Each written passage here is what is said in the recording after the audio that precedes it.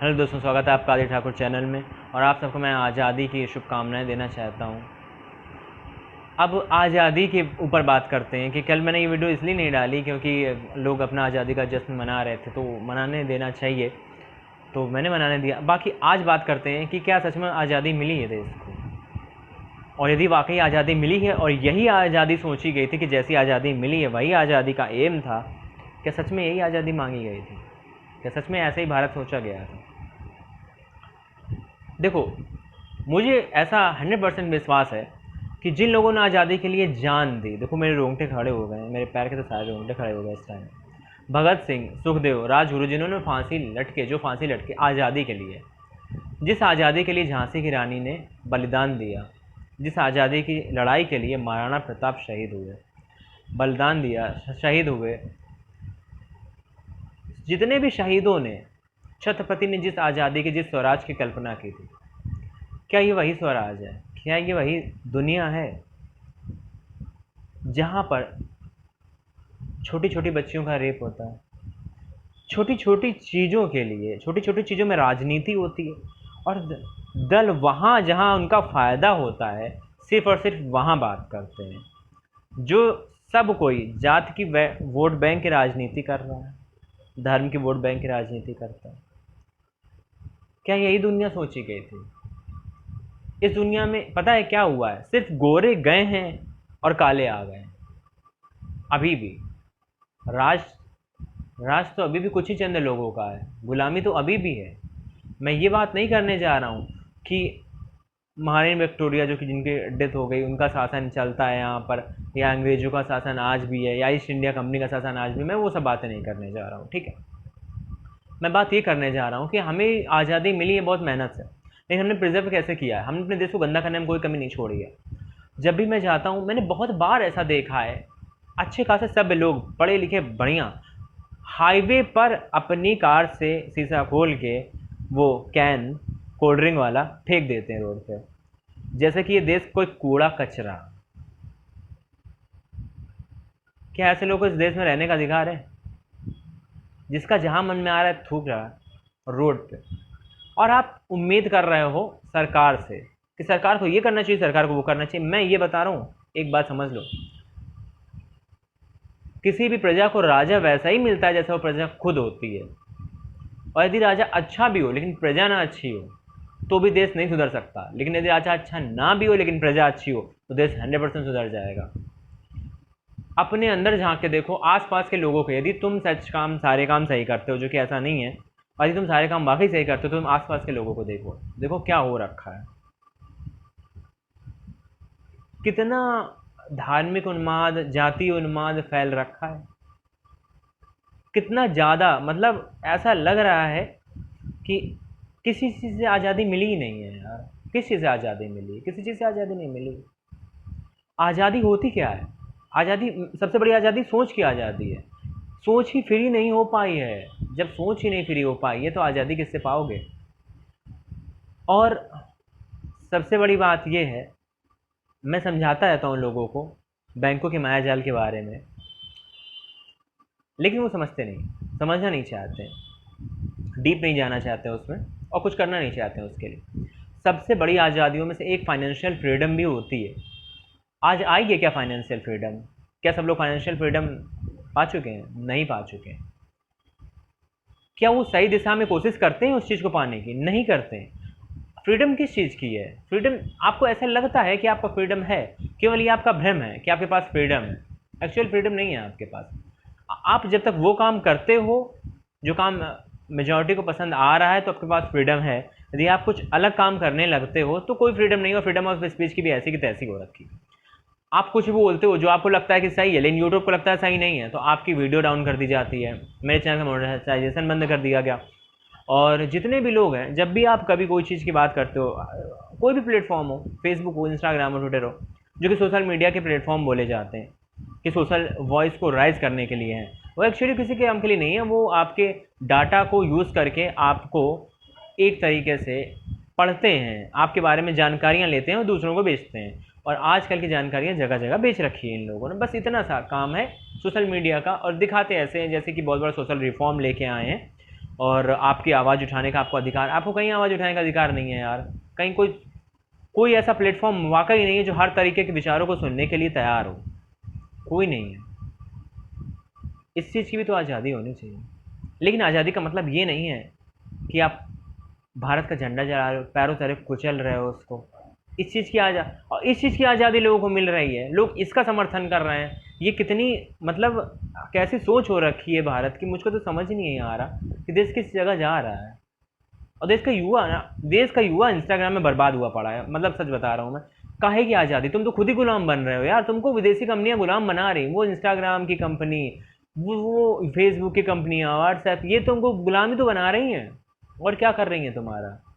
तुम सारे दिन लगे रहते हो इसी में, तुम्हें कोई मतलब नहीं देश जाए भाड़ में, तुम्हारा ये स्क्रॉल चल रहा है बस। तुम एडिक्टेड हो चुके हो, यकीन मानो। कितने ऐसे लोग हैं जो ये चीज़ मानते हैं कि कुछ और काम करने फेसबुक में, मोबाइल में कुछ और काम करने चलते हैं, और जब खोलते हैं मोबाइल तो वो उनकी उंगली बिना जाने बिना समझे इंस्टाग्राम पे चली जाती है, और फिर वो स्क्रॉल करने लगते हैं या वो रील्स देखने लगते हैं। कितने ऐसे लोग हैं? बहुत सारे हैं। आपका आज आदर्श कोई हो, आदर्श भी ऐसे फालतू लोग हो गए। और दूसरी बात ये, अच्छे लोगों को आप फॉलो नहीं करना चाहते हो। नग्नता फैली हो रखी है, लड़कियां जो कम कपड़े पहन रही हैं उनको फॉलो कर रहे हैं बेमतलब। बहुत सारे, एक एक लड़का, लड़कों की ज़्यादा मैं बात करूँगा, लड़कियों की इतनी नहीं करूँगा, लड़कियां ठीक है। फिर भी लड़के 6-6 हज़ार लोगों को, 6-6 हज़ार लड़कियों को फॉलो किए, सोच रहे हैं? उनको 600 लोग भी नहीं फॉलो कर रहे हैं, 60 भी नहीं फॉलो कर रहे शायद, तो 6-6 हज़ार लोगों को फॉलो किए। मतलब क्या करोगे यार, क्या करोगे? इस तरीके की आज़ादी तुम्हारे तुम्हारे लिए, मैं कहता हूँ ऐसे लोगों के लिए, दिन भर जो इंस्टाग्राम के गुलाम बने रहे हैं, बच्चे बच्चे भी यही कर रहे हैं, ऐसे लोगों के लिए लोगों ने अपनी पूरी ज़िंदगी बलिदान कर दी। अरे अच्छे खासे पैसे वाले लोग थे वो, भगत सिंह के पास बहुत ज़मीन थी, जाते रहते आराम से, आज़ाद भारत में भी शायद उनको रहने का मौका मिलता, फांसी ना लगती। सोच रहे थे कि रिफॉर्म, यूथ ऐसा, उस टाइम का क्या यूथ हुआ करता था, आज का क्या यूथ हुआ करता है? क्या यूथ हुआ करता है आज? कोई मतलब नहीं, कुछ कुछ नहीं। देश दुनिया में क्या हो रहा है, हमारा इंस्टाग्राम चल रहा है। अच्छा, ये कौन क्या पहन रहा है, क्या फैशन है, क्या ट्रेंड है, दुनिया के फालतू के बकवास में ज़िंदगी जा रही है। आपको पता भी नहीं चलेगा कि फैशन बदलते बदलते आपका जो ये पीढ़ी है ये बदल जाएगी, और अगली पीढ़ी आपसे पूछेगी कि आपने क्या किया है। जब आप बोलोगे अपने से आगे आई हुई पीढ़ी को कि बेटा ऐसा करो वैसा करो, तो पूछेंगे आपने क्या किया है। और उस टाइम तक तुम बोलने लायक भी नहीं होगा, क्योंकि तुम उस टाइम तक भी एडिक्टेड रहोगे और यही कर रहे होगे। ठीक है, ऐसे एडिक्शन के लिए तुम बने ही हो, तुम उनके प्रोडक्ट हो, तुम उनके गुलाम हो चुके हो। तुम ही प्रोडक्ट हो, कोई प्रोडक्ट नहीं बेचता फेसबुक इंस्टाग्राम वगैरह, कुछ नहीं बेचता हो, तुम ही तो प्रोडक्ट हो उसके यार। तुम कोई बेचता है, तुमको बेचता है, तुम्हारी जानकारी बेचता है, तुम प्रोडक्ट हो उसको, तुमको बेचता है वो। बात आई समझ में? बिको, बिके रहो, क्या मतलब है? बिके रहो। यदि जगना है, यदि छोड़ना, सबसे पहले ये एडिक्शन छोड़ो, ये गुलामी छोड़ो, यही गुलामी सबसे बढ़िया है यार आज के टाइम पे। तुम बाकी गुलामी छोड़ो, रॉथ चाइल्ड क्या हो रहा है, ये क्या हो रहा है, तुम तो उस लायक तो बनो भैया, और दूसरों को बनाओ। यदि तुम ऐसा हो चुके हो तो तुम दूसरों को बनाओ, यदि दूसरे नहीं बनने तो छोड़ो, फिर बाहर मिल जाए। कम से कम खुद तो बनो, और अपने घर में तो ये माहौल क्रिएट करो।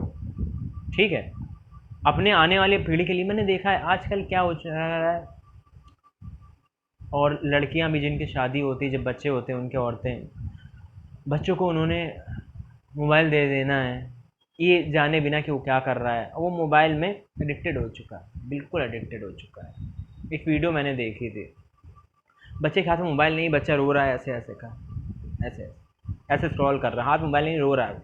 ऐसा एडिक्शन, ऐसा उसके दिमाग को डोपामिन का एडिक्शन छोटे बच्चे को लगा। क्यों बर्बाद कर रहे हो यार? तुम बर्बाद यदि हो ही चुके हो तो क्यों बर्बाद कर रहे हो? यदि बच्चे नहीं हो रहे हैं तो फिर क्यों कर रहे हो? यदि कर रहे हो तो ध्यान क्यों नहीं दे रहे हो उनका? तुम्हारी माँ के तरीके से, तुम्हारी माँ ने तुमको पाला, वैसे ही तुम अपने बच्चों को पालो। और जिनके अभी, जिन लोगों की बहुत यंग एज है, वो लोग सोच रहे होंगे हमारे लिए इस वीडियो में क्या है?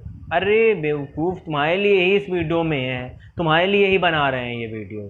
तुम ही आगे चल के भारत का भविष्य निर्धारित करोगे खुद के कर्मों से, और आने वाले लोगों के कर्म वैसे बनेंगे जैसे तुम बनाना चाहोगे। जो तुमने गलतियां की, तुम नहीं चाहते हो कि कोई आगे वाला करे, नहीं चाहते हो ना। अरे तुम ये चाहते हो कि जो तुम गलतियां करते जा रहे हो, जिससे भारत की जो दशा हो रखी थी या हो रखी है, और बहुत सारे मेहनती लोगों ने भारत को बहुत ऊपर पहुंचाया है, मैं ये चीज़ आज मानता हूँ। और ये नहीं कह रहा हूँ कि भारत की ऐसी दशा है तो तुम ही सब लोग हो, नहीं नहीं, बहुत अच्छे लोग भी हैं, बहुत अच्छे लोग भी हैं जिन्होंने भारत को ऐसे लेवल पे पहुंचाया है कि आज हम 5वें नंबर की 4थे नंबर की इकोनॉमी बन पाए हैं। ठीक है, लेकिन हम यहाँ तक आ गए तो ये मत सोचो कि बहुत बड़ी जंग जीती है। वो जो ऊपर के 4 है ना, ऊपर के 3 या ऊपर के 4 है, वो बहुत बड़े हैं, वहाँ तक जाने में बहुत समय लग जाएगा।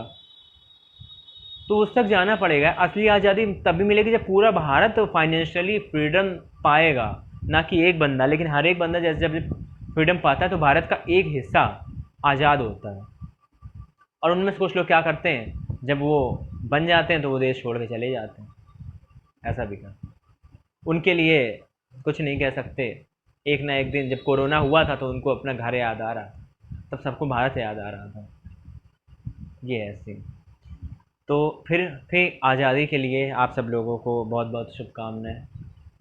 उम्मीद करता हूँ इस साल का आज़ाद भारत अगले साल के आज़ाद भारत में थोड़ा और परिवर्तन होगा, और अगले साल का आज़ाद भारत जो होगा, अगले साल जब आज़ादी हम मनाएंगे तो कुछ और ज़्यादा अचीवमेंट पाएंगे उस टाइम पे।